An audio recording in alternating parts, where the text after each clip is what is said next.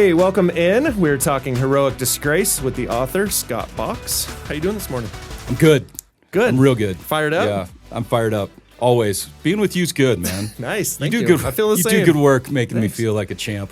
What does that mean? Are you putting me down? Is that a diss? Yeah, I'm totally being sarcastic right now. You're feeling better about yourself by pushing me down. Yes. Thanks a lot. That's the way we work. That was Kryptonite too. We just talked about that in the last episode, so go back and check that out. So far, I mean, yeah, I feel good about this. This is really good. Today, we're talking Hamster Wheel. Yeah. The Hamster Wheel in Heroic Disgrace. Man, so this summed up. Should I sum it up? I mean, they need to read it. They need to read it. But here's the hamster wheel in our lives. I mean, as battling through mental health issues, battling anxiety, panic, stress. Some of these stress related, some of these not. Hamster wheel is stress caused by not meeting your own expectations for you. That's the angle. Yeah, so this is a you thing. This is a personal thing, and we all deal with this. So this is a personal thing for you guys. It's a personal thing for me. I can get caught up in a hamster wheel of stress caused by not being who I thought I was. Yeah, that's right. And that was in my life what as I went back and thought through what caused this. Why was I reacting? Why was I shutting down? Right. What was shutting me down? And there's no other explanation other than the stress of not being who I thought I was. And one of the things you and I have talked about here, just even off camera, is this idea that was there a failure that caused that?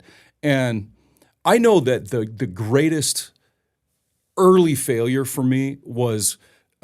And I didn't know how to handle it as a Christian, and I don't think the Christian world tends to handle it all that well. But it's lust, it's impurity of mind, thought, action, and for me, I would say that is the thing that spun me out the most, as far as what it created, as far as failure. As far as failure and doubt of your ministry or any of your ability. Correct. And then the stress of just trying to stay out ahead of it. Right. So anyway. That's a good one. That is a good one. So yeah, obviously the lust angle. Here's kind of an interesting thing.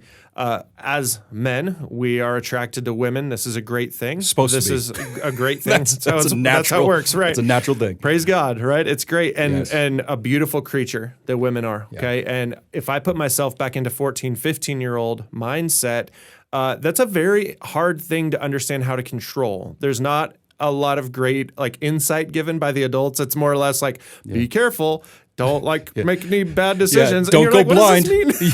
What does this mean? Real nice. Sorry, but no. Yeah. I mean, that's the way. Come on. But this carries over. This carries over in. It's a thing that God put inside of us to populate the world. We can say it that way, okay? Right. And we really can take that feeling and thought of. I mean, we can call it lust, but I'd like to put a better word on it, a better term, like just being attracted to the female race as they are. They're their own race of people sometimes. We know we're married, and we can say this. But really, when you're in a church setting, guess what? This is where all the girls dress their best, and they have their makeup done, and they have their heels on. They look beautiful. Yeah. And in a church setting, a lot of times, this can be a distraction, and this can trigger things in us as men that, oh my gosh, hey, we're doubting our ministry or even our reason for being at church at times. As a young man, I know my friends and I would go to church and be like, oh yeah, it's a great place to meet girls. You know? There's a lot of pretty girls at church. Okay, cool. Yeah, that's not the reason to go to church, but that is a true fact when you're on stage leading worship, as we just talked about in Kryptonite 2. You have this fear that you're letting everyone down because you in your mind are trying to battle through the lust component. Sure. As an example, that's a great one. How can you overcome this? How do you be heroic in these moments? Yeah. Well, again, it begins with the redefinition of heroism. That's where we always have to go back to that. Jesus, thank God, for Jesus, thank God for defines Jesus. heroism in a way that actually is attainable-ish, but way more attainable than perfection. So for instance, being on platform leading worship does not require me to be perfect. This is what took for years, though, for me to solve. Otherwise, I was on a hamster wheel, and stress was a killer. It caused all sorts of problems for me, and it wasn't even all associated with lust. But once that train started moving down the tracks, right. Well, and we're using that as an example. It was just hard to stop that train. There are so many things that are broken in our world. Okay, one of the main things, as you just hinted at, which I want everyone to understand, is a huge battle for everyone. You don't have to be perfect to go to church. Give me a break. Like, the Christian life is about beating your lie. What a the lie lies of and battling and overcoming and beating those lies of I'm not perfect enough for God. God knows what we're dealing with. He knows how we're battling through them, and stay battling. Keep on going. This is just such a cliche, but who needs a hospital? The sick need a hospital. Exactly. And here's the other component of this that I find interesting in your story and in mine. To a degree, we haven't made the same disastrous mistakes or had disastrous mistakes placed on us as many of our friends in life or associates in some capacity have, where you just kind of step back and you're like, why was I so fortunate to not have to deal with that type of abuse, that type of disaster, and I don't have an answer for that necessarily. That's God's will. I mean, God puts those things in our lives for our own building. But here's what I do know. Correct. What I do know is that you can step in it on your own. Oh, absolutely. And many of us, including you and me, have stepped in maybe smaller piles of bad decisions. Bad decisions. Right. It smells But we are all it all smells bad, but some of it you just can't get away from is I smell good. I don't know. You always smell good, Clint. That's right. You're going to die smelling good. That's the thing. That's the thing. That's what I need on my tombstone. But you see what I mean? As far as, the truth of the matter is, when we make a decision for Christ and to follow him and to be heroic as he is heroic, then that means that the piles can actually get smaller. I mean, that's actually the joy in this. And that's what we're talking about, is living and guiding people away from the hamster wheel, but more into a lifestyle of heroic disgrace. That is the lifestyle that Jesus modeled, and we get to choose to live or not. So a way to help the stress is to just go into the battle knowing that you're vulnerable, to go into the battle knowing that you can be beat, okay? You can be damaged. Okay, and you have been damaged through your life before Jesus, before God got a hold of you, before he was speaking to your heart. You've been damaged. And we all go into this saying, hey, wait. Wow. I didn't come in heroic, but I'm sure it's that going out heroic. Like, you can bet on that. So that's the whole point. That's the whole point here, is that, like, this hamster wheel of stress caused by not being perfect. Okay, which is so ludicrous. It's ludicrous. It's absurd on its face. I mean, it's just, and yet it was a thing for me. It was reality. It was my reality. You're not the only one, man. I've been there. Like, everyone I know is there. We got to put on our best. We got to act like we have no problems. Everything is great. The biggest thing for me, okay, was sitting down at the dinner table while going through the hardest time of my PTSD battle, okay? Yeah. When I was in the thick of things, I was sitting at the dinner table with a couple of our friends, and my friend's wife said, oh, well, I battle anxiety, and it's gripping to me. And I said, wait, what? I didn't know that you dealt with those things. And she said, oh yeah, it grabs my life and I can't do certain things and it changes how I think that I know has no basis on what's really happening in my life, going through depression and anxiety. And I said, wait a minute, the whole thing here is I thought I was alone. I didn't know I had anyone else in my life that was going through this. Yeah. And that changed everything for me. We had like an hour-long conversation, and then it dawned on me, God put on my heart that how many other people are going through this, but they want to not talk about it. They don't want to show, hey, I'm battling. Yeah. And so for me, if we can let go of this stress, same as what you're saying in Hamster Wheel, if we can get this stress of this perfection off us, for one, we're not perfect. All right, good. Let's head out. We're not alone either. Do you have any thought on that? Well, I do. This is what was so tricky for me. Growing up, I'm going to try to stay on this track.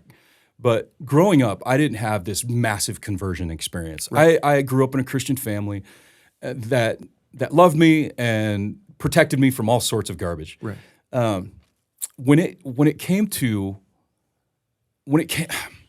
So there was that aspect of I have no massive like testimony, right? I have nothing that I overcame, right?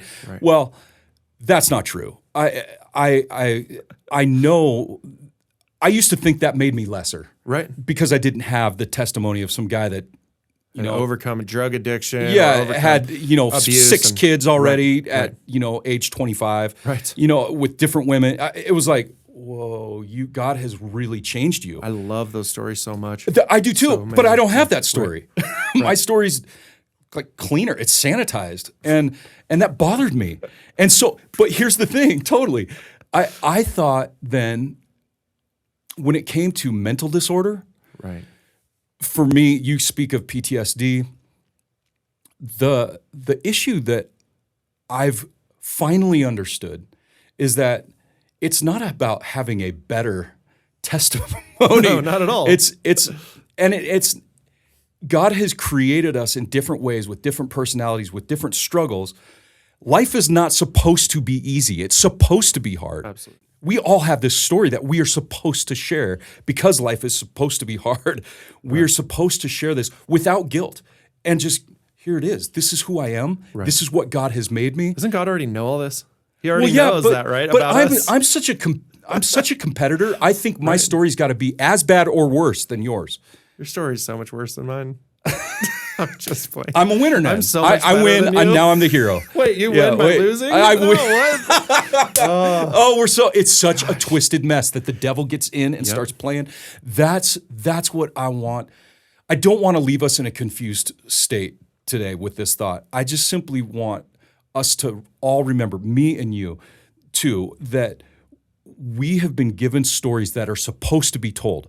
And that's this idea of all having a worship hero story. This is why the lifestyle of heroic disgrace, living the way Jesus lived, loving the way he loved, serving the way he served, telling the story of our life by living and writing a better story is so freaking necessary. Absolutely. And it's going to require making better choices, heroic choices. Now, you say that, and you touched on it earlier, and this is a big thing to me. This is something my dad and I talk about quite a bit. And if you are struggling with the choices that you've made in your life, like we all have and we all do, the hamster wheel, the principles in the Bible, if you live by the principles in the Bible, begin with the 10 Commandments. I know you're probably not going to go out and murder anyone, but live by the 10 Commandments will limit bad decision-making in your life. I mean, this has been a big thing for me because I have had these drilled into me. And so when I'm in a situation, I do think like, how should I handle this? What is the most godly way I can handle this? And I fail. I fail all the time. Don't even think I don't. But I do think that has helped limit some of the step in moments in my life. I haven't stepped in so many bad situations.